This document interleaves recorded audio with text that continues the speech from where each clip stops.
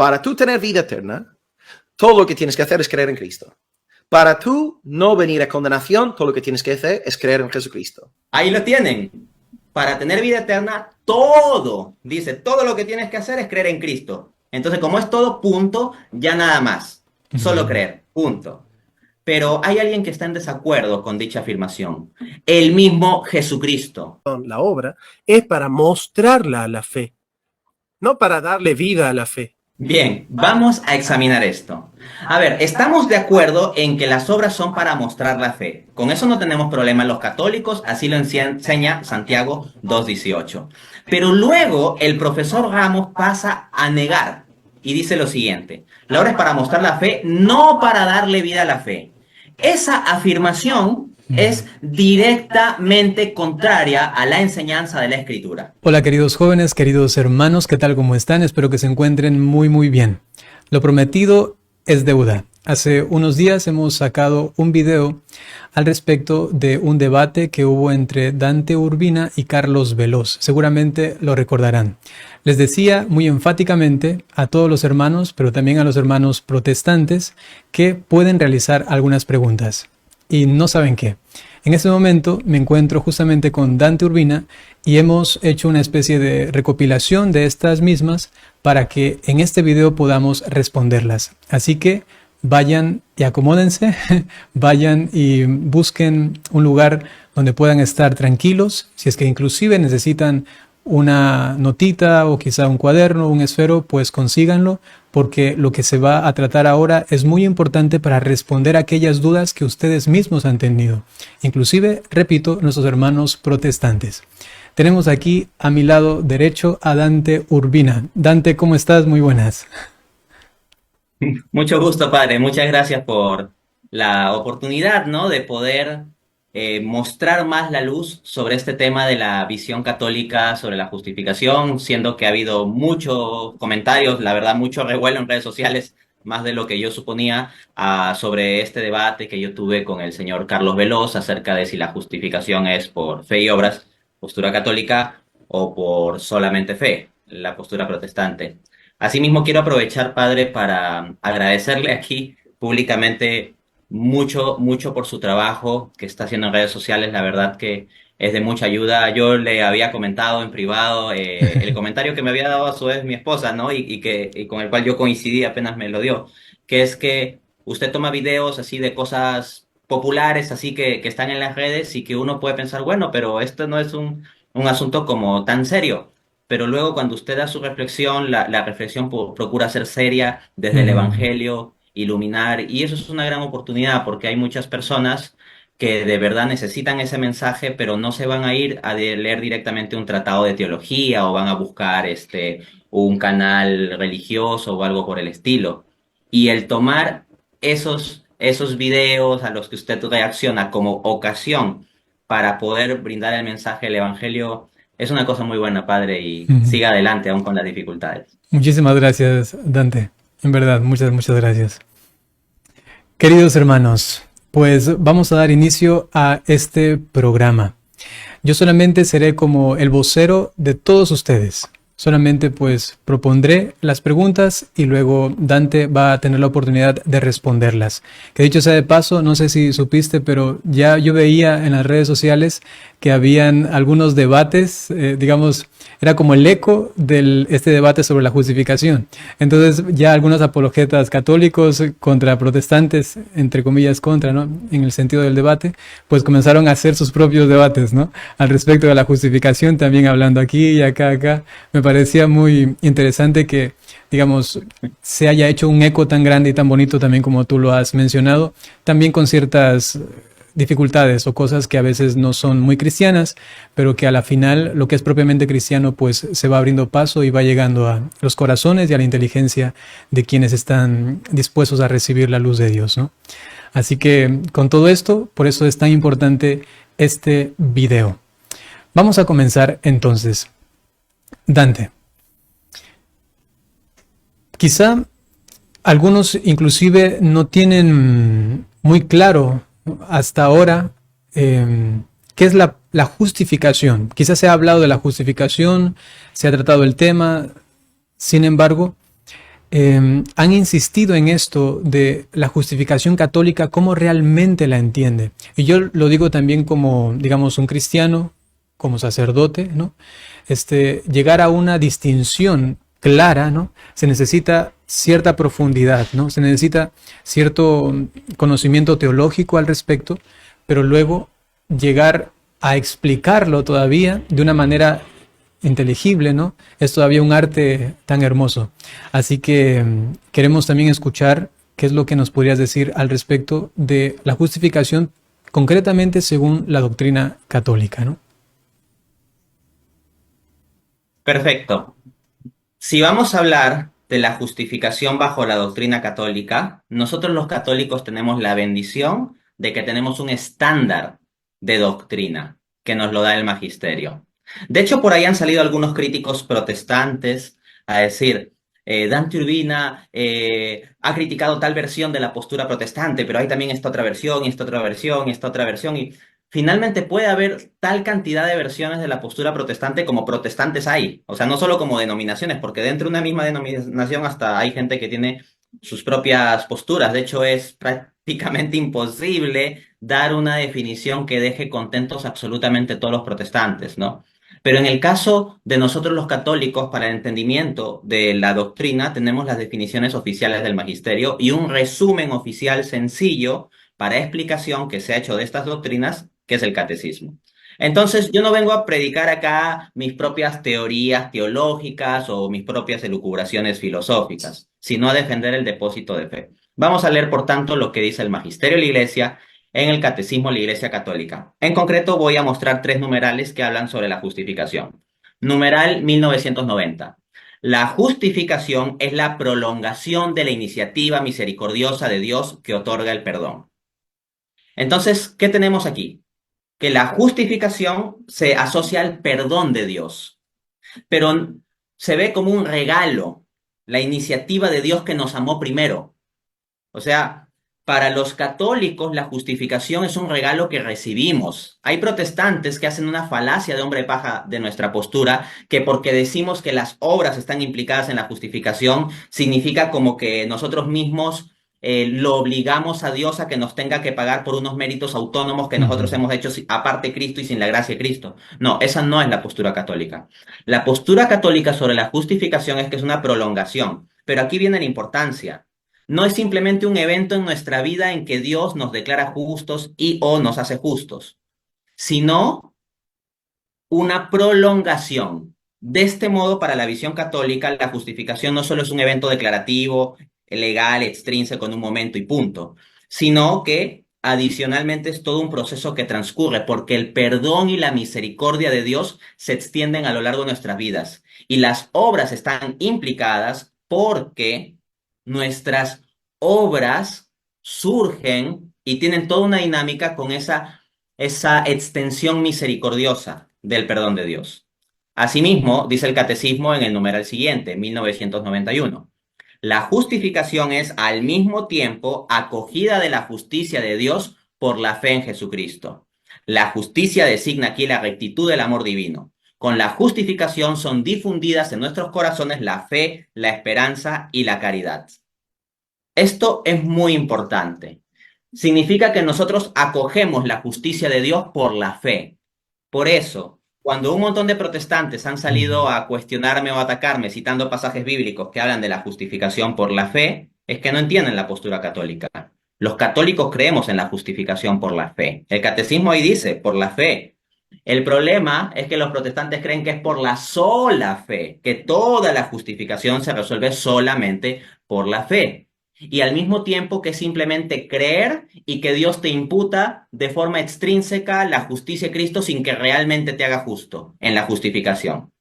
Pero lo que dice el catecismo más bien es que en la justificación Dios infunde en nuestros corazones la fe, la esperanza y la caridad. O sea, realmente nos hace justos. No solo nos imputa una justicia extrínseca así de fuera, sino que Dios es tan bueno, tan poderoso, tan amoroso en la justificación, que perdonándonos, al mismo tiempo en ese acto de perdonarnos, nos limpia. No solo nos considera o declara justos, sino que también realmente nos hace justos.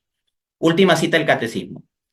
numeral 1992. Dice, la justificación nos fue merecida por la pasión de Cristo, que se ofreció en la cruz como hostia viva, santa y agradable a Dios, y cuya sangre vino a ser instrumento de propiciación por los pecados de todos los hombres. Quien haya visto mi debate con el señor Carlos Veloz verá que él en su discurso de apertura, en los primeros como 3-4 minutos, pasó hablando de textos bíblicos según los cuales Cristo hizo propiciación por nuestros pecados. Pero eso no afecta en nada a la postura católica. El catecismo directamente está afirmando que Cristo hizo propiciación por nuestros pecados. Asimismo, hay una parte del debate donde él me pregunta, ¿quién te justifica? Y yo digo, Cristo. Y entonces pasa a decir, ajá, Dante regaló el debate porque dice que lo justifica Cristo. No, acá lo vemos. El catecismo explícitamente dice, la justificación nos fue merecida por la pasión de Cristo. Pero el punto es que Cristo es tan bueno que ha querido incluir en ese regalo de la justificación no solo nuestra fe, sino nuestras obras. De este modo, la justificación bajo la visión católica muestra con más fuerza el amor y la plenitud de Dios. En resumen, por tanto, de acuerdo a la visión católica, la justificación es un don de la gracia que se recibe por la fe y se prolonga a través de las obras, la justificación misma.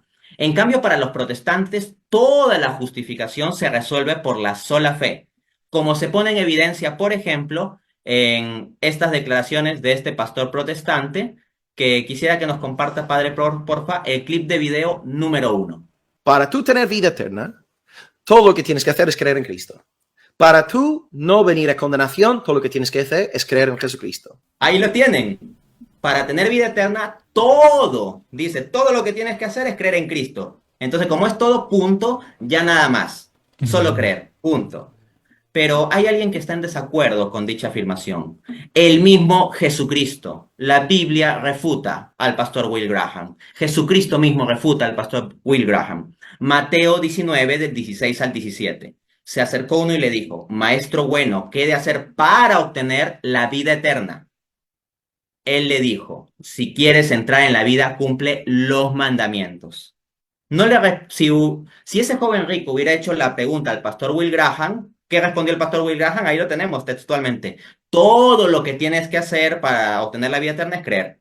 Punto. Pero Jesús no respondió así. Jesús dijo, cumple los mandamientos en términos de obra. Y con esto queda resuelta la primera cuestión.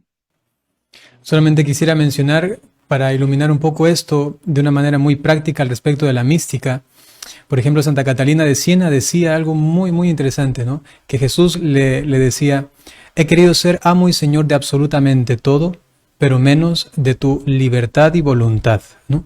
Y esto le da una categoría al ser humano de siempre colaborar, ¿no? De colaborar. Y esta colaboración es interesante también en la teología, que se da siempre en la misericordia de Dios, que nos ha dado un tiempo y un espacio. Algunos lo resumen en el cuerpo. Algunos dicen, el cuerpo es una obra de la misericordia de Dios, porque el cuerpo nos capacita para que, inclusive si es que llegamos a pecar, inclusive después del bautismo, después de la justificación primera, tenemos la oportunidad de arrepentimiento, ¿no?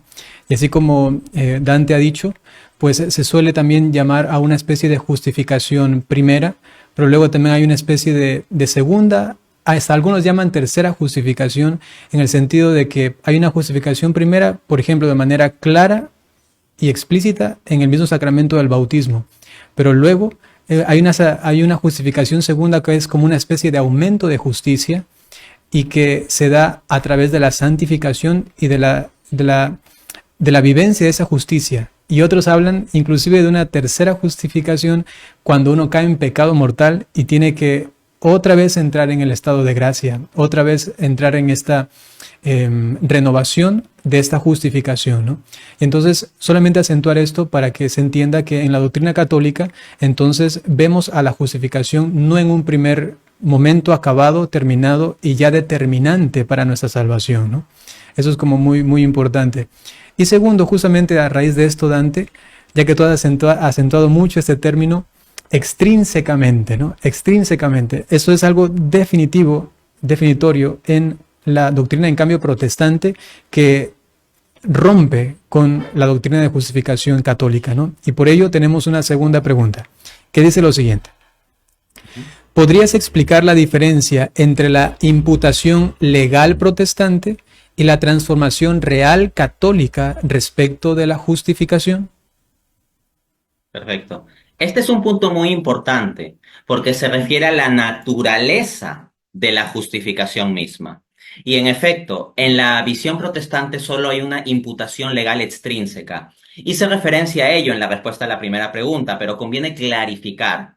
Todo tiene que quedar muy claro. Pues bien, comencemos explicando la justificación legal protestante.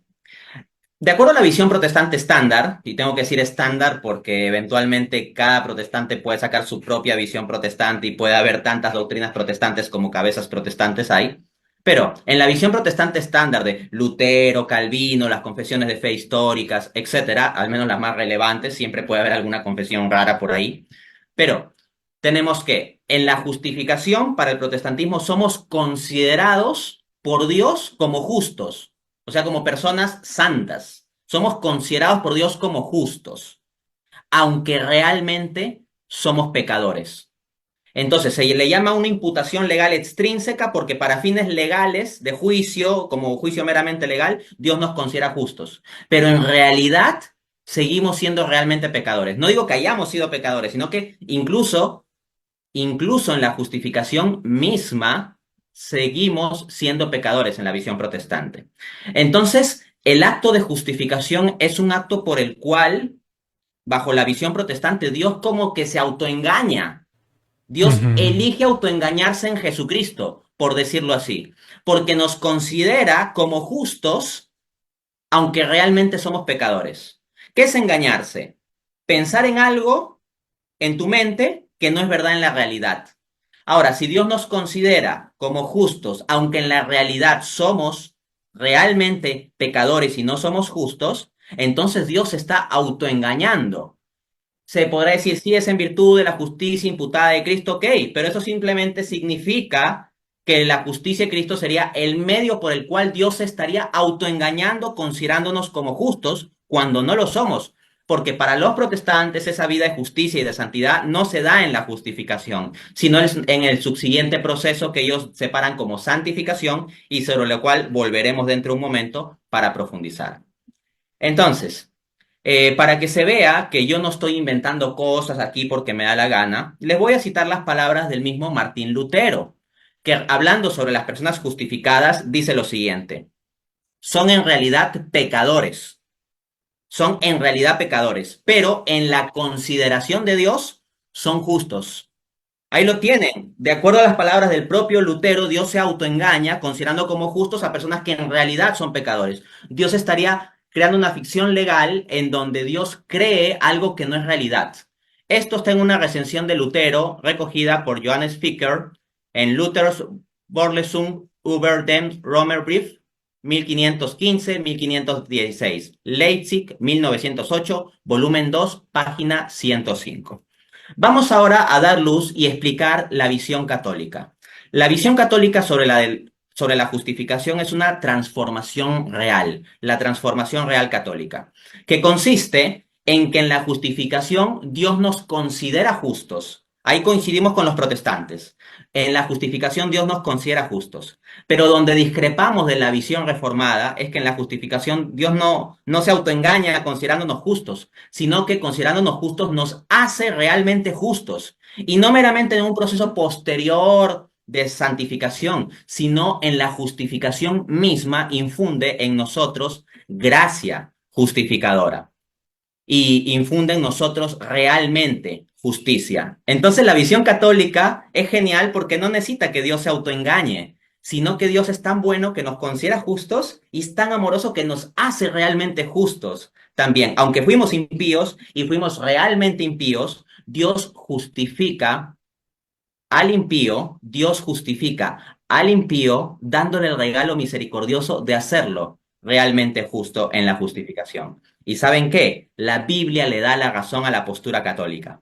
Vamos a demostrarlo. Romanos 5:19, cito: así como por la desobediencia de un solo hombre muchos fueron hechos pecadores, así también por la obediencia de uno muchos serán hechos justos.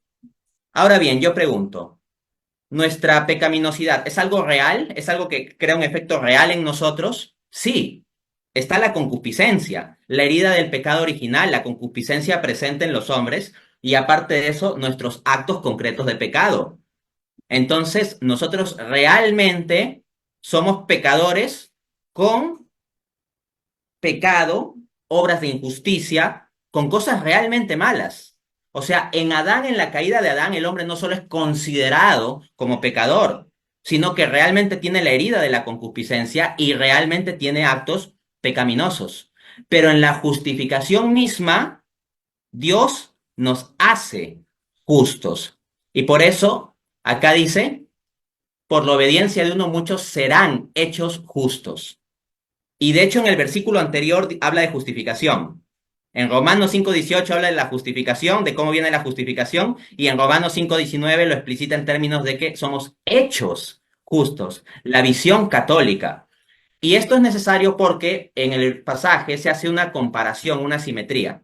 Se dice, así como en Adán fuimos hechos, dice, así como por la desobediencia de un solo hombre muchos fueron hechos pecadores y somos realmente hechos pecadores, entonces por la simetría del pasaje no se puede considerar que nuestra justicia sea algo meramente virtual, ficticio, imputado, sino que tiene que ser real también porque esa es la simetría de la comparación que está haciendo Pablo. Entonces realmente somos hechos justos en la justificación. Luego, por supuesto, por nuestro libre albedrío, siendo justificados si no cuidamos la vida de la gracia, podemos eventualmente manchar, pero en el momento de la justificación misma, Dios nos limpia, nos hace realmente justos. Alguno dirá, Dante dice esto porque es católico y a fuerza pues tiene que decir que esto es así, pero es que el pasaje es muy claro, hechos justos.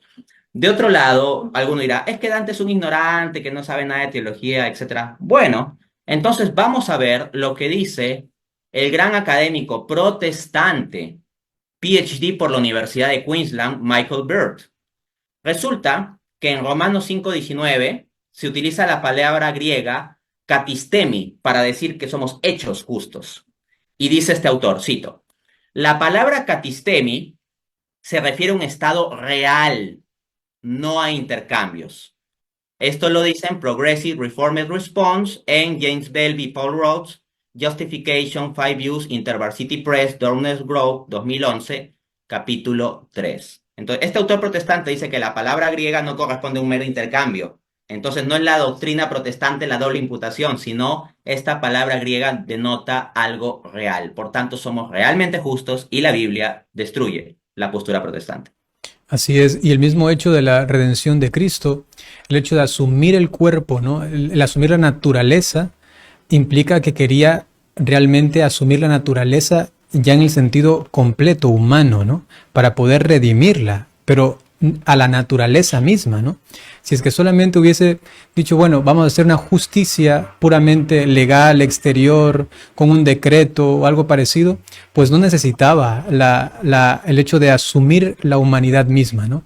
Entonces esa lógica también teológica y de actuación tan inteligente de Dios es una adaptación total de la naturaleza para redimir la naturaleza, es decir, un acto real de justificación desde dentro, ¿no? Interior, que es como tú lo has dicho y que también se contrapone evidentemente, queridos hermanos, con la doctrina de la justificación protestante, que es una cuestión puramente desde fuera, ¿no? Como una especie de barniz solamente, ¿no? En nuestra naturaleza humana, y en cambio Cristo, o sea, vino a partirse por nosotros y a hacerlo, como se dice en teología, por medio del instrumento de la redención, que es su propio cuerpo, es decir, la naturaleza humana, para que la naturaleza misma humana sea asumida y entonces redimida desde dentro, ¿no? Eso es algo hermosísimo, ¿no?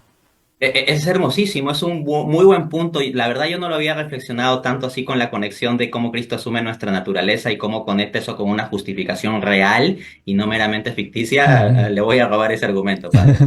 Un gusto. Entonces, ya que se habla de una justificación entonces real, ¿no? No puramente legal o exterior, tenemos entonces esa tercera pregunta. Dice así: ¿cómo entendemos los católicos la diferencia entre justificación y santificación? Bien, esto hay que precisarlo porque he visto en diversas reacciones que se han hecho al debate. Como dice el dicho, todos son generales después de la guerra. O sea, como que todos se dan cuenta de cuál era el argumento perfecto para refutar a Dante Urbina después del debate, ¿no? Entonces varios decían, este ni siquiera entiende la diferencia entre justificación y santificación. Pues bien, vamos a explicar la distinción en la teología católica, y digo distinción y no una separación marcada, que es lo que hace la teología protestante. Y voy a mostrar luego cómo la Biblia da razón a la distinción católica, más no a la separación protestante. Vamos con esto. Entonces, de nuevo, yo no vengo a defender mi propia teología, yo defiendo el depósito de fe de la Iglesia, que Dios me ha dado como regalo y que nos ha dado como regalo a todos nosotros. Dice el Catecismo de la Iglesia Católica, numeral 219. La justificación entraña la remisión de los pecados, la santificación y la renovación del hombre interior. Entonces, la justificación es un proceso y en ese proceso incluye la dimensión de la santificación. Entonces, están sumamente unidas estas dos cosas, pero no es que sea exactamente lo mismo, sino dice entraña, incluye, ¿no? Es como si hablamos de teoría de conjuntos, no es que el conjunto A es igual al conjunto B, sino el conjunto A incluye el conjunto B. Entonces, no es que sean lo mismo. Hay una distinción, pero no una separación. No es que está el conjunto A un círculo y otro círculo aparte, el conjunto B, y no hay intersección ni nada. Una es una cosa, el otro es otra cosa, y ya. No. Dicho eso, entonces, estableciendo la postura católica, vamos a contrastarla con la protestante. Miren, en la teología protestante se hace una marcada separación entre justificación, la cual los protestantes asocian a la sola fe, y santificación, la cual asocian a las obras. Se lo demuestro. Dice Juan Calvino, en la justificación no hay lugar alguno para las obras. Esto lo dice en Institución de la Religión Cristiana, libro 3, capítulo 11, numeral 6. Pero resulta que una dicotomía tan marcada entre justificación y santificación como hacen los protestantes, esa ya dicotomía de justificación solamente por la fe y luego aparte, lógicamente separado, subsiguiente, la santificación en términos de obras, pero que ya no tiene que ver con justificación, que es otra cosa, esa dicotomía tan marcada es un invento de la Reforma protestante. Y uno dirá, Dante, pero ¿cómo puedes decir eso? Es que tú eres un ignorante y no sé cuántos. Bueno, entonces hay que llamar ignorantes a Norman Geisler y Ralph Mackenzie, que de hecho Norman Geisler es uno de los más gigantes académicos protestantes que ha habido en los últimos años. Es un autor protestante muy influyente, con múltiples publicaciones, libros, alguien de peso intelectual. Pues bien, estos académicos protestantes dicen lo siguiente, cito. Para Agustín, se refieren a San Agustín, ¿no? Para Agustín la justificación incluía tanto el comienzo de la justicia de uno ante Dios como su posterior perfección, el evento y el proceso. Freno la cita ahí un momento. Si alguien dice, Dante Urbina está contradiciendo la teología de San Agustín y San Agustín era protestante, a ver, yo he hablado de la justificación como un evento inicial que da lugar a un proceso que transcurre. Y estos autores protestantes están diciendo que esa era la postura de San Agustín. Entonces estamos en línea con San Agustín según estos mismos autores protestantes. Sigo citando. Lo que más tarde se convirtió en el concepto de santificación de la Reforma se subsume efectivamente bajo la égida de la justificación. Freno la cita ahí. Si a algún protestante le pareció chocante esta idea que yo di ilustrando el catecismo de la justificación como un conjunto A grande y la santificación como un conjunto B incluido dentro del conjunto A, pues vaya a quejarse con estos gigantes académicos protestantes porque ellos están explicando que en la visión de San Agustín, la santificación se subsume en el marco de la justificación. Más adelante, dicen estos mismos autores, es incorrecto decir que San Agustín se aferró al concepto de justificación forense. Forense quiere decir como extrínseca, meramente legal. Sigo citando. Esta comprensión de la justificación es un desarrollo posterior de la Reforma. Entonces, estos autores protestantes confiesan que una justificación meramente forense que no entrañe la santificación, como indica el catecismo, es un invento de la Reforma. No lo dice meramente Dante Urbina, lo dicen estos académicos protestantes. En ese sentido, me gustaría, por favor, ilustrar este punto con dos clips de video. Quisiera, padre, por favor, me ayude compartiendo el clip número 2 y el clip número 3. Tampoco yo pongo en ninguno de mis tesis absolutamente nada que tenga que ver con las obras para la justificación. Ese proceso donde las obras, se pone por obra la salvación, el protestante le llama santificación. En cambio, el católico todavía le sigue llamando justificación. Gracias, muchas gracias. Agradezco muchísimo al profesor Jonathan Ramos por habernos regalado la Biblia a los católicos. ¿Por qué?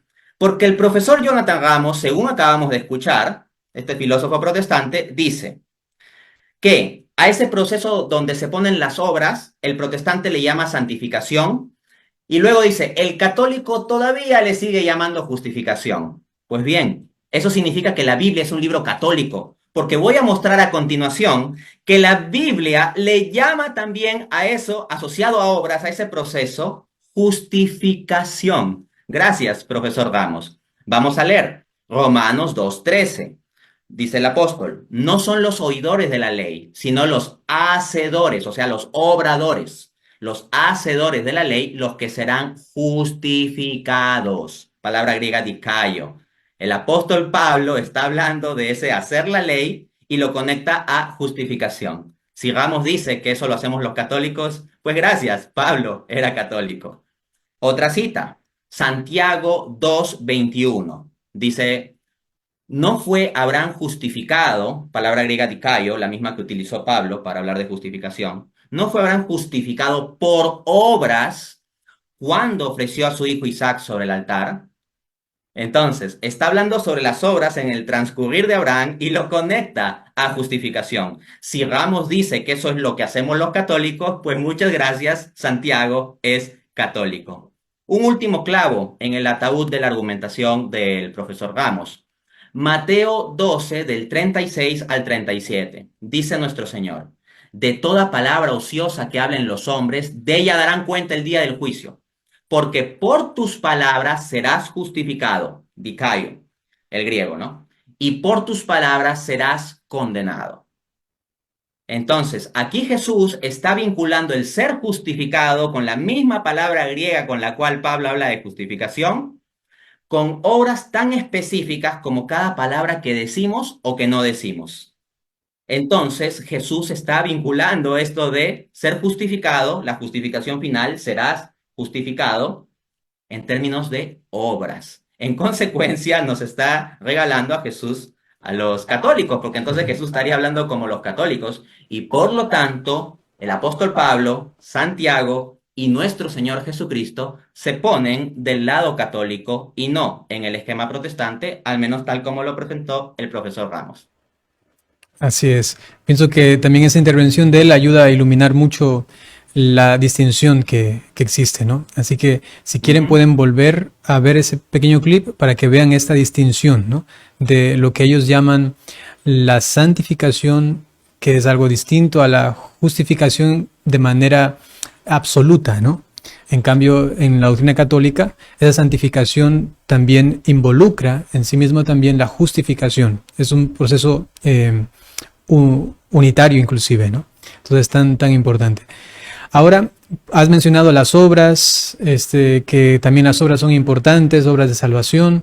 Sin embargo, en algunos momentos en la Biblia existen algunos términos como obras de la ley, por ejemplo, que también suelen utilizar los hermanos protestantes. A raíz de eso, viene la cuarta pregunta. ¿Podrías explicar con más detalle la diferencia entre obras de la ley y las obras del amor? Sí, con todo gusto. Vamos a profundizar en esto, las obras de la ley y las obras del amor. Pues bien, las obras de la ley podemos definirlas como el conjunto de obras específicas bajo el ritualismo judío de la ley de Moisés. Estas obras no justifican. Vamos a ilustrar esto bíblicamente. Por ejemplo, los protestantes suelen apelar mucho como pasaje a favor de la sola fe a Romanos 3:28. El hombre es justificado por la fe sin las obras de la ley. Pero basta que lean 2 versículos más adelante, Romanos 3:30, donde dice, Dios justificará por la fe a los de la circuncisión y a los de la incircuncisión. Entonces, en contexto, Pablo, por obras de la ley, no se está refiriendo a todo tipo de obras, sino obras distintivamente judías como la circuncisión. Otro texto que clásicamente se usa es Gálatas 2:16. El hombre no es justificado por las obras de la ley.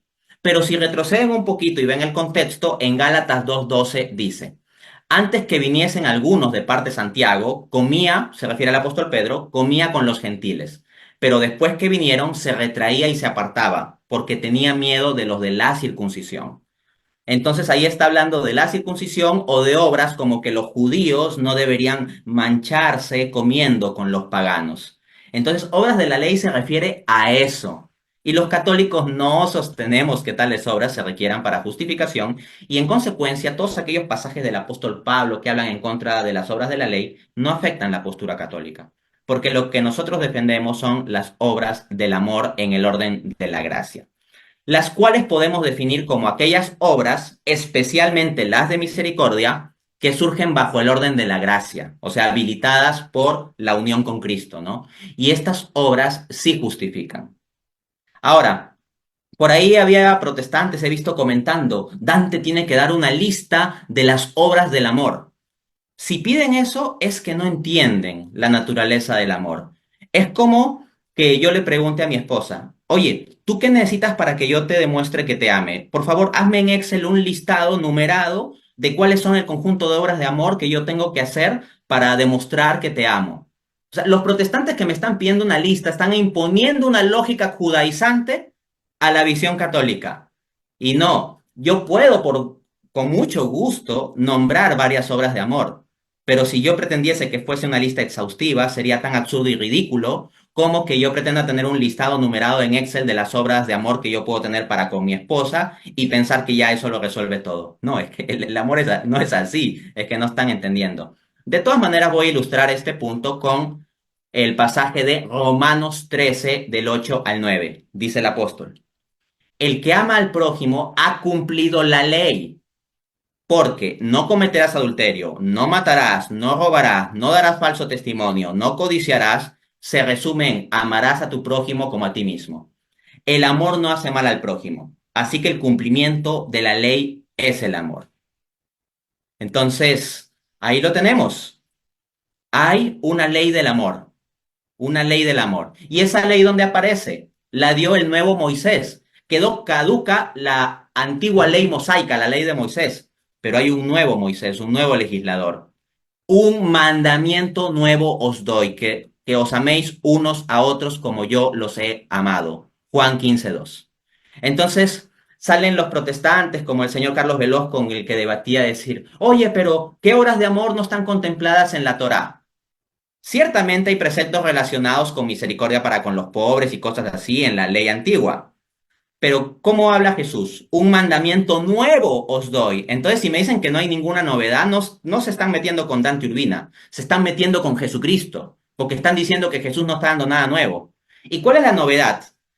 Que os améis unos a otros, ya estaba el amor al prójimo antes, como yo os he amado. Esa es la novedad. Y eso es lo que yo llamo el orden de la gracia. Las obras del amor en el orden de la gracia, desde Cristo, en unión con Cristo. Han salido protestantes a difamar mi postura como que yo hable de obras aparte de Cristo. Claramente yo he dicho que es dar fruto en Cristo. Ahora, como pueden ver, yo he apelado al pasaje de Romanos 13, del 8 al 9, y en ese contexto, comentando el debate que yo tuve con Carlos Veloz, siendo que ahí cité también ese pasaje, el filósofo protestante Jonathan Ramos trata de desdeñar su vinculación de este pasaje de Romanos 13 con la temática, aduciendo que Romanos 13 es un pasaje donde Pablo ya no está hablando sobre la salvación. Como yo hablo con evidencia, vamos, padre, por favor, a poner el clip número 4 con las declaraciones del profesor Jonathan Ramos. Claro, ya no está tocando el tema de la salvación, ya lo tocó. Ahora está hablando de cómo nosotros tenemos que comportarnos. Ese es como un capítulo de la ética cristiana. Excelente. ¿Por qué? Porque queda obviamente refutado por los versículos siguientes. Basta ver los versículos inmediatamente siguientes. Yo cité Romanos 13, del 8 al 9, y lo pueden seguir hasta el 10, sigue hablando sobre el amor. Y miren lo que dice Pablo a continuación de haber hablado sobre la ley del amor. Romanos 13 del 11 al 12. Y esto, cuando Pablo comienza diciendo, y esto, es que está diciendo esto de la ley del amor, ¿no? Y esto, conociendo el tiempo, que es ya hora de levantarnos del sueño, porque ahora está más cerca de nosotros nuestra salvación que cuando creímos. La noche está avanzada y se acerca el día. Desechemos pues las obras de las tinieblas y vistámonos las armas de la luz. Fin de cita. Entonces, ¿cómo que Pablo ya no está hablando de la salvación, según dice el profesor Ramos, cuando conecta la idea? Ni siquiera es que habla luego de salvación de forma desconectada. Pablo dice, y esto, o sea, esto de las obras del amor, la ley del amor de la que acaba de hablar, esto, y pasa a conectarlo directamente con salvación. Entonces, nótese que el lenguaje de Pablo muestra que no ve al desechar las obras de las tinieblas y vestirse luz como algo que ya está garantizado automáticamente, ¿ah? Porque podrían decir, bueno, pero estas obras de la ética cristiana fluyen automáticamente por el hecho de que uno ya obtuvo una salvación inicial. Pablo no lo ve como automático, sino que en ese pasaje que estoy citando, Pablo ve la necesidad de exhortar a la comunidad, exhortarlos a que desechen las obras de las tinieblas, o sea, las malas obras, y se vistan de las armas de la luz, es decir, den la lucha de las buenas obras. No lo ve como automático. Entonces, Pablo, viendo la necesidad de exhortarlos, nos muestra precisamente el punto de que estas obras no salen en automático, porque no tendría sentido que los exhorte si estas fuesen automáticas. Por ejemplo, yo no exhorto a mis hijos a que cierren los ojos cuando van a estornudar, porque el hecho de que un ser humano cierre los ojos cuando va a estornudar lo hacen automático. Entonces, precisamente porque tenemos un libre albedrío, habiendo recibido una salvación inicial por la fe, no por eso automáticamente y de forma necesaria surgen las buenas obras. En todo caso, habiéndose dado tales declaraciones del profesor Ramos en un análisis sobre mi debate con el señor Carlos Veloz, se ve que el profesor Ramos ni siquiera ha captado la estructura de mi argumento. Voy a explicar rápidamente la estructura de mi argumento. Punto 1. En Romanos capítulo 2, donde Pablo está hablando explícitamente de la salvación, dice que los hacedores de la ley serán justificados. Romanos 2:13. Así lo dice tal cual Pablo. Punto 2.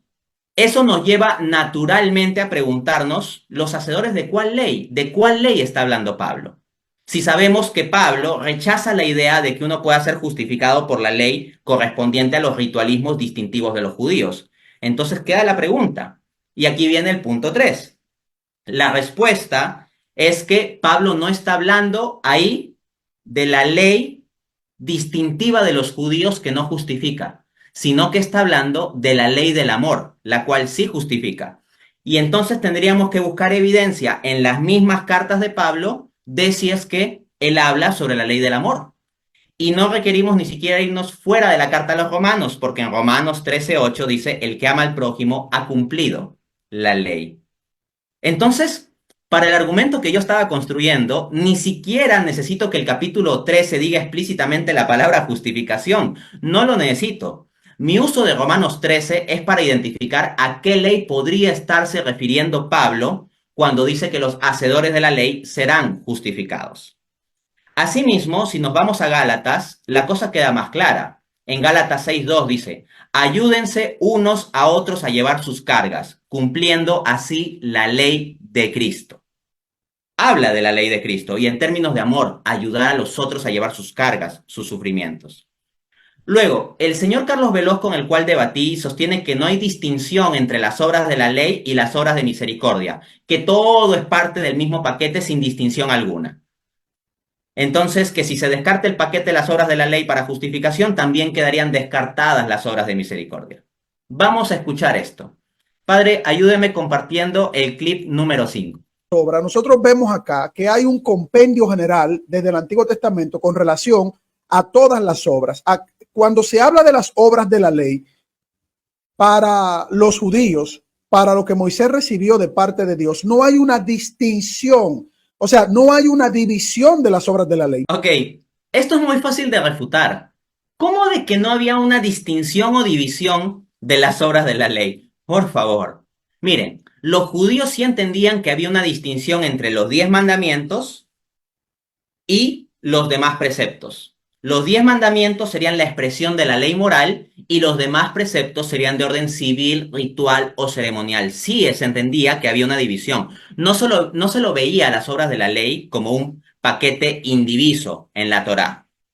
El propio Pablo entendía bastante bien esto. Vamos a ver lo que dice Pablo en 1 Corintios 7:19. La circuncisión es nada y la incircuncisión es nada. Lo que importa es guardar los mandamientos de Dios. Entonces, hay un componente que es los mandamientos de Dios que Pablo distingue de lo que son obras como la circuncisión. Entonces, sí hace una distinción.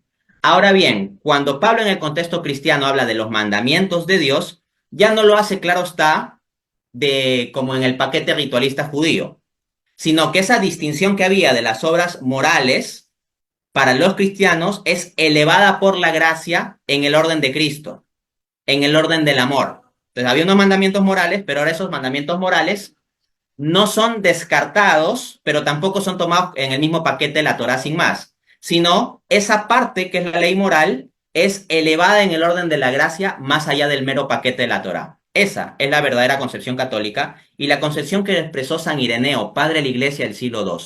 Pero no me quiero desviar mucho con padres de la iglesia. Pero sí voy a demostrar que hasta Dios mismo en el Antiguo Testamento claramente distingue de las obras de misericordia, las cuales sí quiere, de las meras obras ceremoniales judías, las cuales desdeña. Oseas 6:6 dice, misericordia quiero y no sacrificios. Asimismo, en Isaías 58, del 6 al 8 dice, el ayuno que quiero es que partas tu pan con el hambriento y que albergues a los pobres errantes en tu casa, que cuando veas al desnudo lo cubras y no te escondas de tu hermano. Entonces irá tu justicia delante de ti. Alguno dirá, bueno, pero esas son obras que a Dios las ve bien, pero no tienen que ver con la justificación. Alguien discrepa de eso, Jesucristo mismo. Esas obras que yo acabo de leer, citando Isaías capítulo 58, son las mismas que Jesús recoge para hablar de la justificación final. Mateo 25, al 35 al 36. Tuve hambre y me dieron de comer, tuve sed y me dieron de beber, fui forastero y me alojaron, estuve desnudo y me vistieron. Y Jesús lo vincula a justificación porque dice, Mateo 25, 46, refiriéndose a las personas que hicieron esas obras, irán los justos a la vida eterna. Y ahí Jesús está usando la palabra griega dikaio, la cual se refiere a la justificación. Por lo tanto, queda bien resuelto el asunto. Si se hablase ahora, en cambio, con otros textos bíblicos en los que se menciona también obras, pero como que no está muy claro, ¿no? Entonces algunas personas han preguntado, pero veamos, hay algunos textos bíblicos donde como que no está muy claro esto de obras, obras de la ley aquí, y entonces han hecho la siguiente pregunta. Dice, por supuesto, hay pasajes en que Pablo descarta las obras de la ley para justificación, y esto puede entenderse como descartando las obras distintivas de los judíos. Eso está claro ya para algunos, pero dice, pero ¿qué hay de aquellos pasajes como Romanos 4:5, que dice que al que no obra, sino que cree, su fe le es contada por justicia? Y también Romanos 4:6, que dice directamente, sin obras y no sin obras de la ley. Perfecto. A esto hay que responder que los católicos disponemos de dos grupos de opciones para dar respuesta a este tipo de pasajes en línea con la fe católica.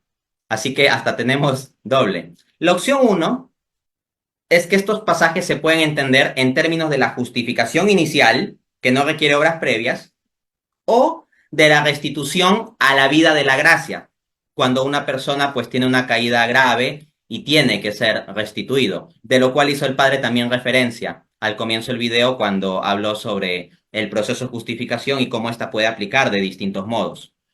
Esto que estoy diciendo no es un invento teológico mío, es lo que enseña el Concilio de Trento. Concilio de Trento, Decreto sobre la Justificación, capítulo 8, cito, somos justificados por la fe, porque la fe es el inicio de la salvación.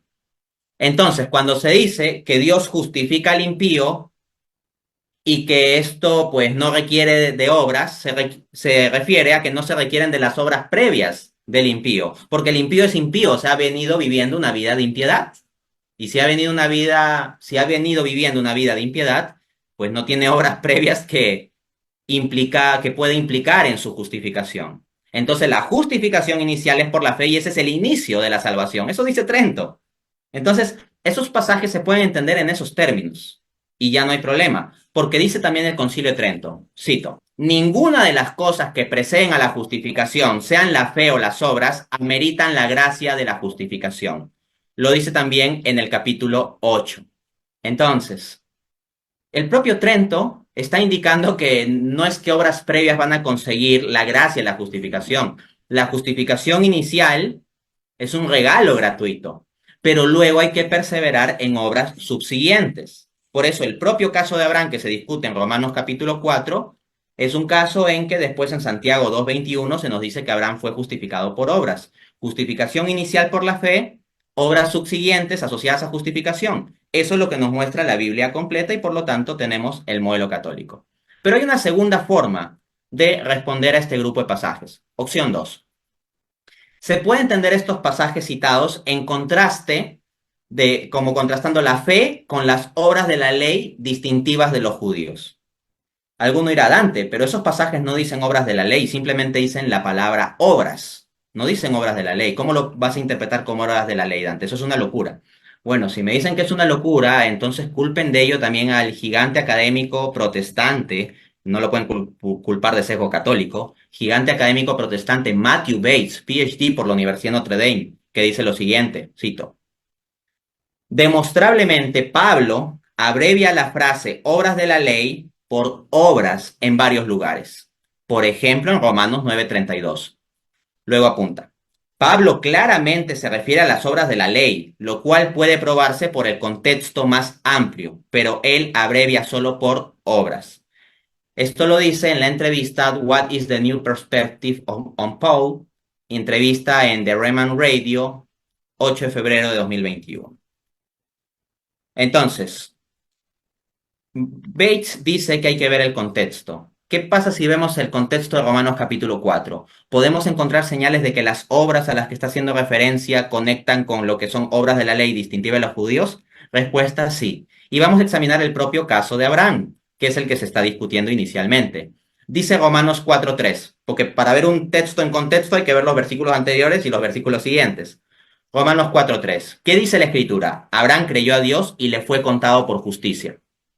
Pero un poquito más adelante, en Romanos 4:10 dice, ¿cómo pues le fue contada? ¿Estando en la circuncisión o en la incircuncisión? No en la circuncisión, sino en la incircuncisión. Lo que quiere decir es que la fe de Abraham se está poniendo en contraste no con todo tipo de obras, sino con obras como la circuncisión. O sea, Pablo toma el caso de Abraham porque Abraham, sin haber estado circuncidado, aún así recibió la justificación inicial por la fe. Pero no es que está excluyendo todo tipo de obras. Es más, justo a continuación de presentar el otro ejemplo de Romanos capítulo 4, el ejemplo de David, porque se hace una referencia al rey David, cuando se habla del hombre bienaventurado, a quien Dios disculpe pecado, etc., pasa a contrastar esto con la circuncisión. ¿No me creen? Lean Romanos 4 del 8 al 9. Dice, bienaventurado el hombre al que el Señor no inculpa de pecado. Ok, pero sigan leyendo, dice. ¿Es pues esta bienaventuranza solamente para los de la circuncisión o también para los de la incircuncisión? Como se ve, Pablo está contrastando incluso el caso de David con este asunto de circuncisión o incircuncisión. Esto, pues, es algo llamativo, ¿no? Lo que quiere enfatizar Pablo es que la misericordia de Dios, así como Dios perdonó a David misericordiosamente, puede perdonar también a personas circuncidadas o no circuncidadas. Y si les suena descabellado decir que en Romanos capítulo 4 Pablo no está haciendo un contraste entre fe y todo tipo de obras, sino entre fe y obras distintivas de los judíos, perdón, déjenme citarles al gigante académico N.T. Wright. Dice, el énfasis en el capítulo, se refiere a Romanos capítulo 4, es que la membresía en el pacto se define no por la circuncisión, Romanos 4, el 9 al 12, o la raza, sino por fe. Esto lo dice en el libro What Saint Paul Really Said. Lion Publishing, Oxford, 1997, página 129.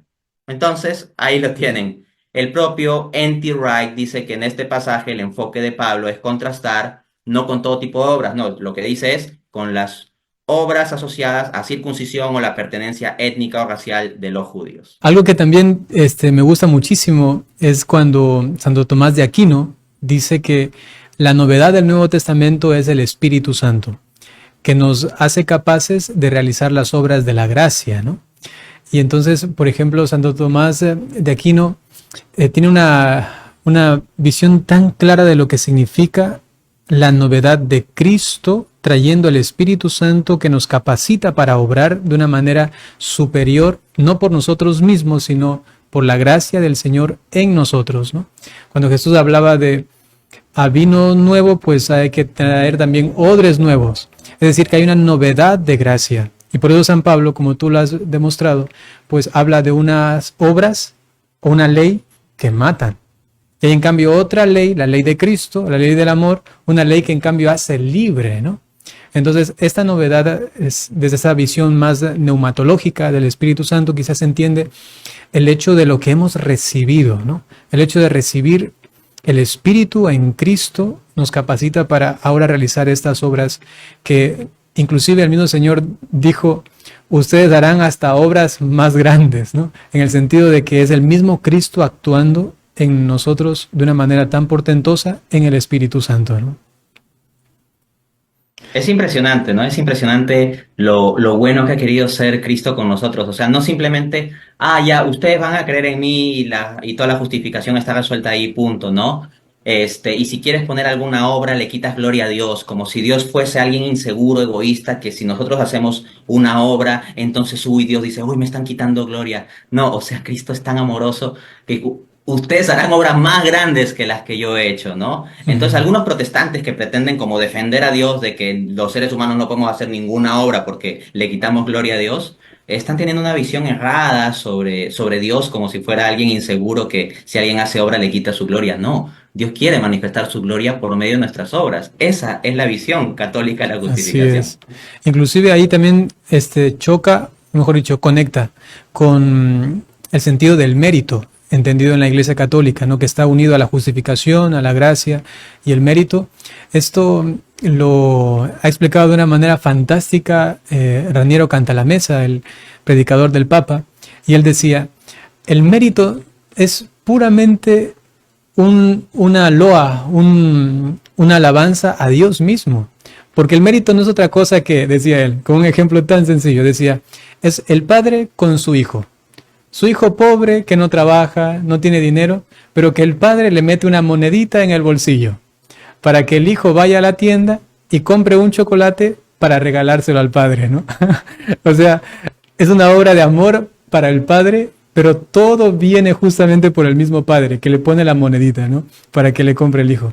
Es decir, que la causa primera, ¿no? de todo el bien que podamos hacer, y por eso se le da tanta gloria a Dios, es el mismo Dios. Y desde allí nace pues la obra que nosotros solamente colaboramos para que sea glorificado Dios mismo en nuestras obras, ¿no? Entonces es algo tan bonito. Y Dios es tan amoroso que incluso le compramos un chocolatito con el dinero que Él nos ha dado, y es tan amoroso que hasta nos da una propina por haberle comprado el chocolatito. Y si a algún protestante le molesta esta analogía, pues moléstese con Jesús, que en Apocalipsis 22:12 dice, he aquí que vengo pronto y traigo mi recompensa para pagar a cada uno según su obra. Aquí el punto no es que yo diga, nosotros como seres humanos lo vamos a obligar a Cristo a que nos tenga que pagar porque nosotros hemos hecho. No. Es que es una expresión de su amor tan grande que hasta nos quiere dar propina por las obras que Él mismo nos ha habilitado con su gracia. Ese es el verdadero entendimiento católico, y esto da más gloria a Dios en su amor infinito. Hermosísimo. Tenemos una siguiente pregunta. Dice lo siguiente: ¿cómo se respondería el argumento de que el caso del buen ladrón demostraría la sola fe, ya que se salvó solo por creer en Jesús y sin hacer ninguna obra? Ok, vamos a esto. Es clásica la apelación al caso del buen ladrón. Y en una vista primera parecería, ¿no? No hizo ninguna obra. Pues bien, cuando uno toma una vista más cuidadosa del texto bíblico, se va a encontrar en que hizo bastante obra. Vamos a verlo. Miren, Lucas 23:41. Cuando Jesús le dice al buen ladrón, ¿no? En verdad te digo que hoy estarás conmigo en el paraíso, se lo dice en Lucas 23:43. Pero miren lo que dice Lucas 23:41 para que tengamos el contexto. Dice el buen ladrón, dirigiéndose al otro, ¿no? Al que se suele llamar como el mal ladrón. Nosotros padecemos con justicia porque recibimos lo que merecemos. Pero este, se refiere a Jesucristo, ningún mal ha hecho. Entonces, ya ahí el buen ladrón ha hecho al menos tres obras. Primero, reconoció su pecado. Recibimos lo que merecemos. Dos, llevó su sufrimiento con paciencia. Él dice, nosotros padecemos con justicia. Y el sufrimiento de la cruz es absolutamente horrible. Y tres, y más importante, defendió públicamente a Cristo, diciendo, pero este ningún mal ha hecho. O sea, es un inocente que está sufriendo ese castigo tan cruel. Hizo más obra el buen ladrón que varios de nosotros, porque varios de nosotros hay pecados en nuestra vida que no reconocemos o tenemos sufrimientos que llevamos con mucha impaciencia o no defendemos públicamente a Cristo en ciertas instancias en las cuales nos movemos. Entonces, el buen ladrón en cierto modo hizo más obra que nosotros. Ahora bien, es importante entender lo siguiente. El buen ladrón no contaba con obras previas para ofrecer a Jesús. Eso sí, porque el buen ladrón había vivido una vida de ladrón, o sea, una vida de impiedad. Entonces, que quede muy claro, el buen ladrón no contaba con obras previas para ofrecer o presentar a Cristo. Pero allí, estando en la cruz, le viene una gracia. De hecho, uno de los evangelistas, ahorita no recuerdo cuál, dice que los dos ladrones le insultaban. No solo uno, hay un evangelio que reporta que los dos ladrones lo insultaban. Y hay teólogos que explican el caso del buen ladrón y el pasaje que dice en otro evangelio que los dos ladrones le insultaban o lo trataban mal o algo así decía, lo pueden verificar, haciendo la siguiente reflexión. Como que inicialmente los dos trataban mal a Jesús, pero luego el buen ladrón, viendo la mansedumbre y la majestuosidad de Jesús en la cruz, eventualmente vino a fe en él. Entonces ahí el buen ladrón obtiene una justificación inicial y un bautismo de deseo por la fe. Y eso es lo que dice el Concilio de Trento, justificación inicial por la fe. Y eso en un contexto tal en que él no tenía obras que ofrecerle a Jesús. De hecho, el Papa Francisco ha hablado en esos términos. El buen ladrón no tenía obras que ofrecerle a Jesús. Claro, porque era un ladrón. Pero una vez obtenía la justificación inicial por la fe, ¿qué dice el esquema que yo planteé en el debate? Que luego vienen las obras subsiguientes en el orden de la gracia. Entonces, este ladrón que al parecer inicialmente hasta habría hablado en contra de Jesús, es movido por la gracia, obtiene una justificación inicial por la fe, y luego tenemos subsiguientemente obras, que son las tres obras que he listado. Entonces, lo que tenemos es que en ese mismo lapso del tiempo, que es pequeño, claro está, el buen ladrón hace obras subsiguientes. ¿Y saben quién enseña esto? El Papa Francisco. El Papa Francisco. Entonces, si alguno, tomando un recortecito de las palabras del Papa Francisco, en lugar de ver la teología completa del Papa Francisco sobre el caso del buen ladrón, quiere plantear como que hubiese una contradicción, es que no entiende lo más básico, y así como hacen con los padres de la iglesia, toman unos recortecitos en lugar de ver el conjunto del pensamiento. Voy a demostrar entonces a continuación, con las mismas palabras del Papa Francisco, esto mismo, es decir, que el buen ladrón no tenía obras previas a su fe inicial que pudiera ofrecer a Jesús, y en ese sentido no tenía nada que ofrecerle, no tenía buenas obras que ofrecerle, porque había vivido como ladrón, pero luego de tal fe inicial pasa a ser obras subsiguientes ahí crucificado, las tres obras que he mencionado. Dice el Papa Francisco en su audiencia general del 28 de septiembre de 2016, cito, el otro es el llamado buen ladrón. Sus palabras son un maravilloso modelo de arrepentimiento. Freno la cita ahí. ¿Qué obra yo había mencionado? Reconoció su pecado. Ahí el Papa Francisco está refiriendo a arrepentimiento y hasta lo pone como modelo de arrepentimiento. Sigo citando al Papa Francisco. Primero, él se dirige a su compañero. ¿Es que no temes a Dios, tú que sufres la misma condena? Lucas 23:40. Así pone de relieve el punto de partida del arrepentimiento, el temor a Dios. Entonces ya tenemos una obra interior, porque las obras no solo son exteriores. Algunos protestantes dicen, oye, pero estaba crucificado, no podía hacer nada. Es que las obras no solo se hacen con las manos.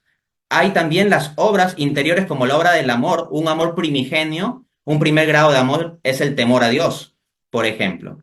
Cuando se habla de temor a Dios en la Biblia en un contexto judío, esto implica un grado primigenio al menos de amor. Dice luego el Papa Francisco, este es el respeto confiado que ayuda a dejar espacio a Dios y a encomendarse a su misericordia, incluso en la oscuridad más densa. Aquellos que pretenden validar una teología protestante, en función de esto, miren cómo habla el Papa Francisco en términos de que hay una apertura a Dios de parte del ladrón. Luego dice el Papa, después, declara la inocencia de Jesús y confiesa abiertamente su propia culpa.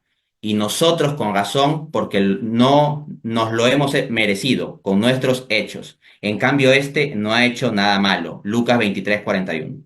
Luego sigue el Papa Francisco. Así el buen ladrón se convierte en testigo de la gracia.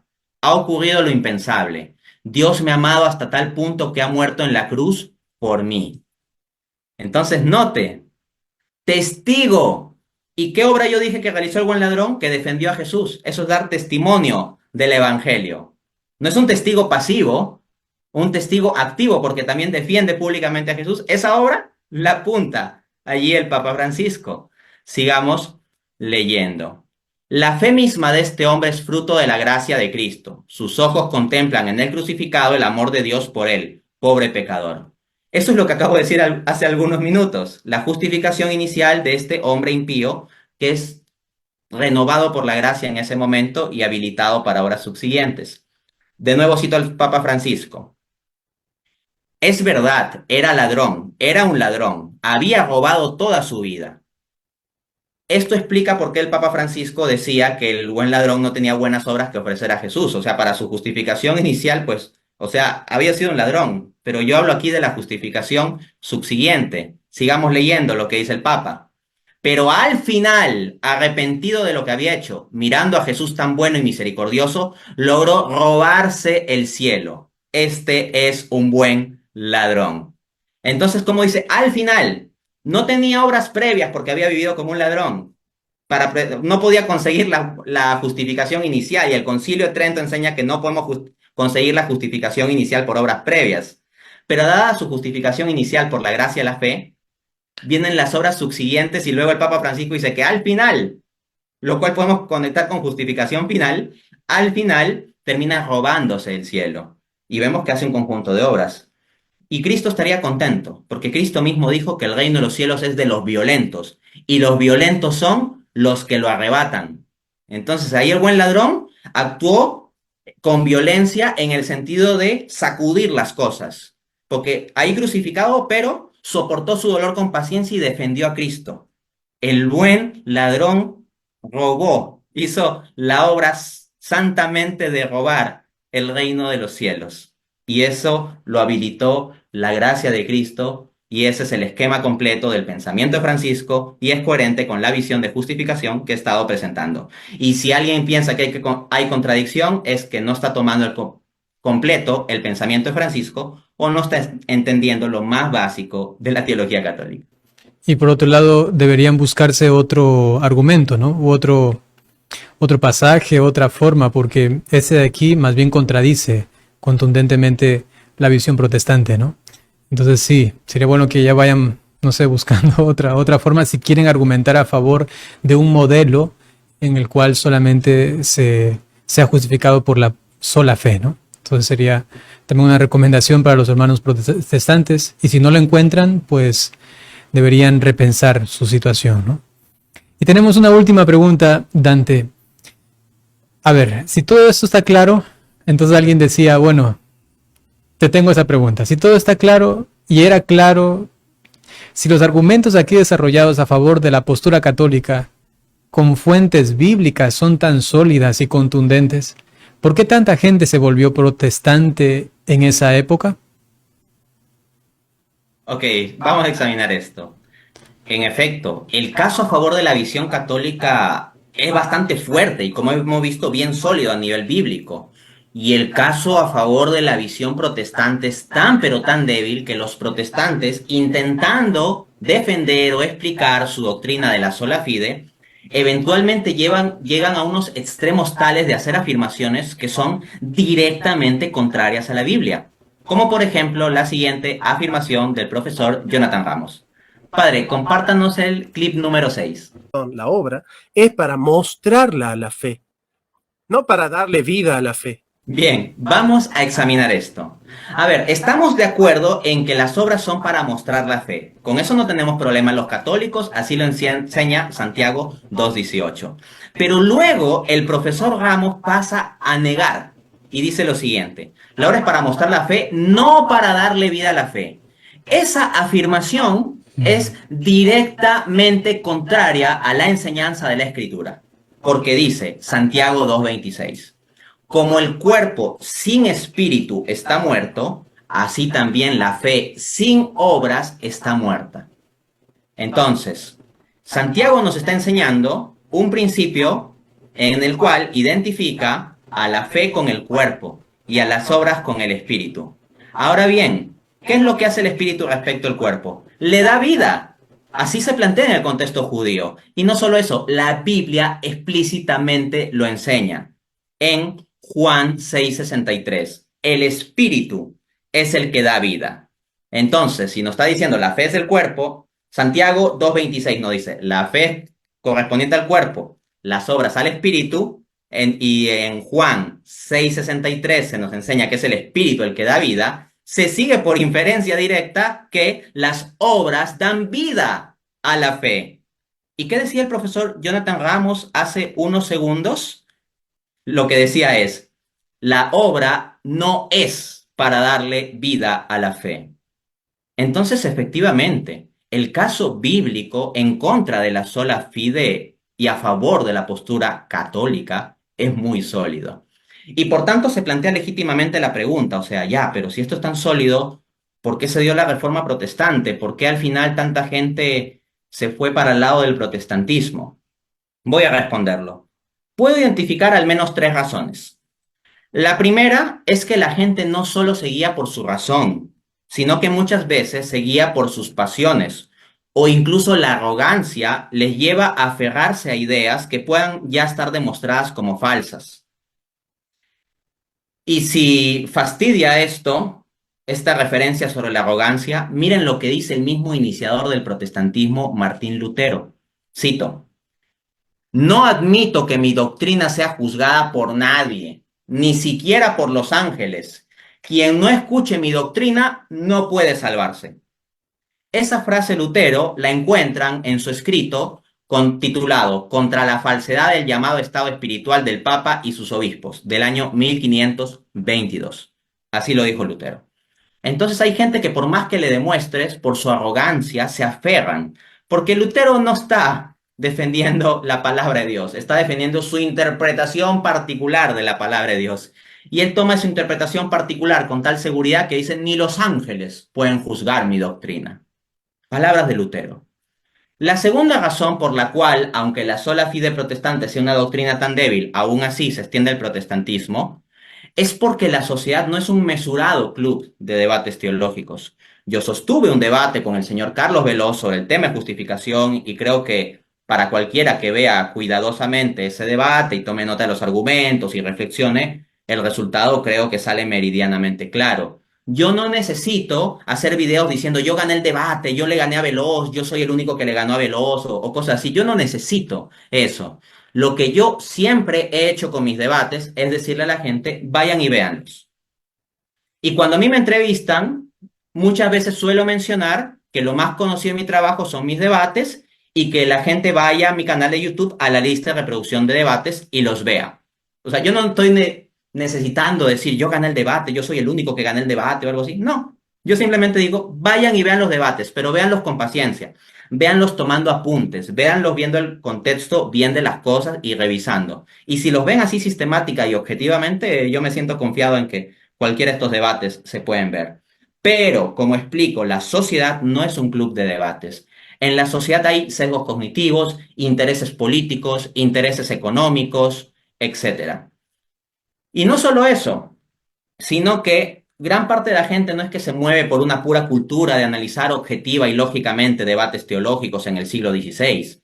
Señores, en el siglo XVI la gran mayoría de la población era analfabeta. Cuando Lutero surgió, no es que Lutero convenció con argumentos escritos a la gran mayoría de la población y se hicieron protestantes, no. Porque miren lo que nos indica Mark Edwards en su libro Printing, Propaganda and Martin Luther, publicado por University of California Press, Berkeley, 1994, página 38. Cito. La alfabetización general en Alemania a inicios del siglo XVI era de alrededor del 5%. Entonces, cuando este monje alemán, Martín Lutero, surge con todo su discursito de la sola fide, no es que la gente leyó mucho los escritos de Lutero o las refutaciones que se hicieron a Lutero y a partir de ese debate decidió qué postura doctrinal iba a tomar. No, la gran mayoría de la gente ni sabía leer. Así que no podemos pensar que la cosa se iba a decidir solo por argumento. La tercera y última razón que voy a mencionar aquí, se pueden dar más, pero esta no es una conferencia entera tampoco sobre la extensión de la reforma. La tercera razón es que más que con grandes argumentos que se leen, el protestantismo se difundió entre la población fundamentalmente con propaganda basada en imágenes grandemente. Entonces no es que la gente leyó sesudos tratados teológicos de Lutero versus los teólogos que enfrentaron a Lutero y dijo, ah, Lutero tiene razón, me voy con él. No, esto se difundió con propaganda. Como reporta María Elvira Roca Barea en su libro Imperiofobia y Leyenda Negra, Editorial Ciruela, Madrid 2016, parte 2, capítulo 3. Cito.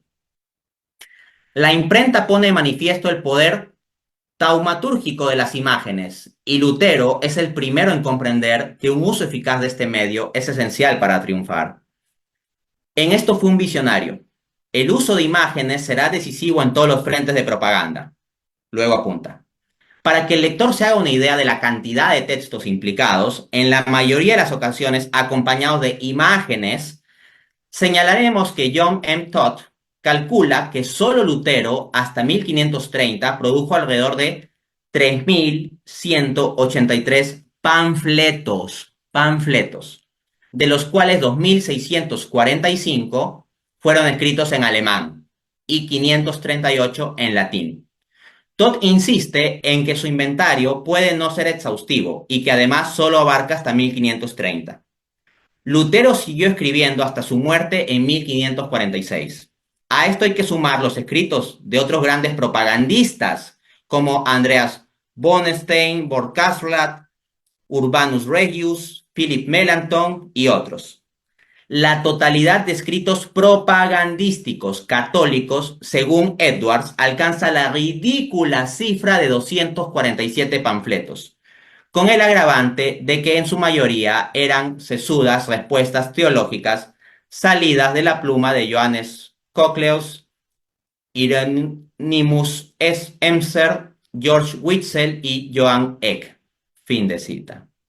Entonces, ¿qué es lo que tenemos? En la difusión del protestantismo hubo mucha propaganda basada sobre todo en imágenes y escribiendo en la lengua del pueblo, en alemán, no en el culto latín.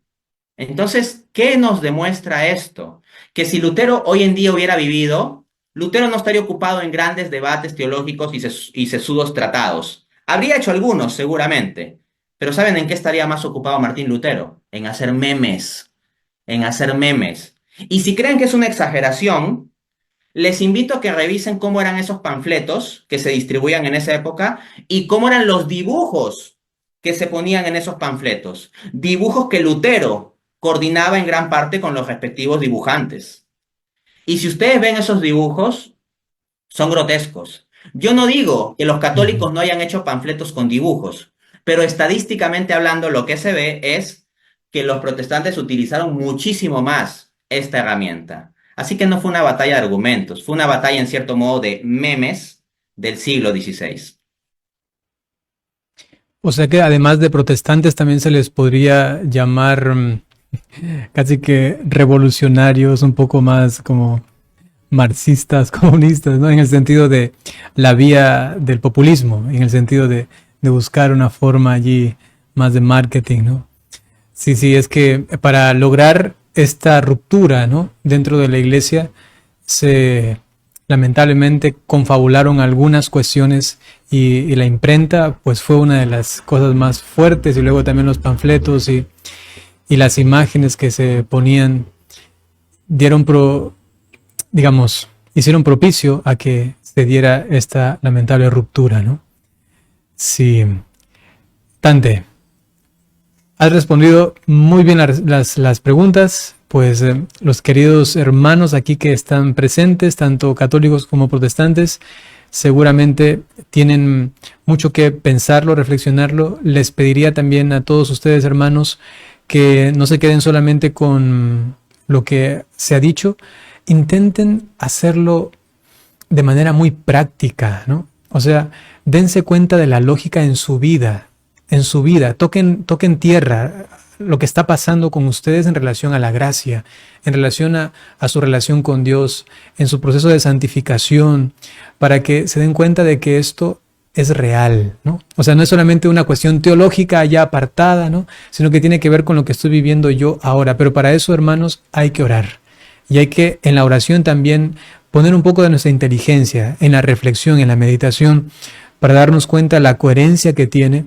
Y como hemos visto, esta justificación solo por la fe es como que se me hace hasta irresponsable, ¿no?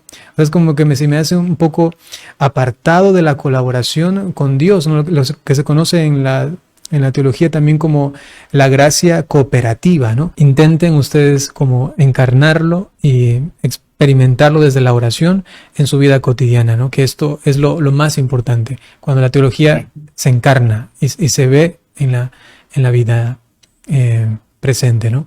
Muchas gracias, Dante, por tu respuesta a cada una de esas preguntas. Muchas gracias a todos los hermanos por haber estado hasta aquí, hasta el final. Pueden compartir el video. Ustedes ya saben, ¿no? Hay guía acá. Ustedes saben cómo manejarlo, y siempre pues sepan que el canal de Dante Urbina está allí. También tiene muy buenos videos. A verlos, si les interesa los debates, ya lo mencionaba, tiene una lista de reproducción, pueden ir viendo allí, a veces mientras, yo qué sé, vas en tu camión o en el bus o en el tren a algún lugar, aquí lo pones y mientras estás por ahí vas escuchando. Es de muchísima formación al respecto de la argumentación intelectual, lógica, de lo que nosotros creemos, ¿no? Así que además te agradezco, Dante, por todo tu colosal trabajo que realizas en las redes sociales. Muchísimas gracias, padre. Y sí, es muy importante cerrar con la reflexión, ¿no? De qué implica esto para nuestras vidas. La discusión sobre la justificación no debe quedarse en una discusión abstracta. Es lo más concreto que podríamos tener: el perdón de Dios, la justicia de Dios en nosotros, nuestra fe, nuestras obras. Esto tiene implicancias prácticas decisivas. Permítame, querido público, hermanos, darles la bendición. Dante, también te doy la bendición. El Señor esté con ustedes. La bendición de Dios Todopoderoso, por intercesión de la Santísima Virgen María, San José y todos los ángeles y santos, en el nombre del Padre, y del Hijo, y del Espíritu Santo. Hasta pronto, queridos hermanos. Cuídense mucho.